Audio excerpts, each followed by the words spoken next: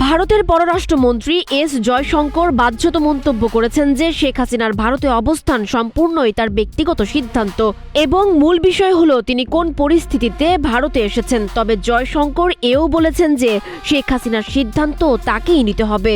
এর মাধ্যমে ভারত সরকার এক ধরনের অস্বস্তি প্রকাশ করেছে।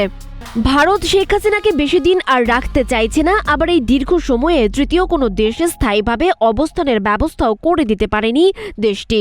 বিশ্বের বিভিন্ন দেশে আশ্রয় দেওয়ার জন্য ভারতের নামকরা কূটনীতিকরা তদবির করেও ফল পাননি। পশ্চিমা দুনিয়া কর্তৃত্ববাদী শাসনের কারণে আগেই শেখ হাসিনা থেকে মুখ ফিরিয়ে নিয়েছে এবং কোনো দেশই তাকে আশ্রয় দিতে চাচ্ছে না।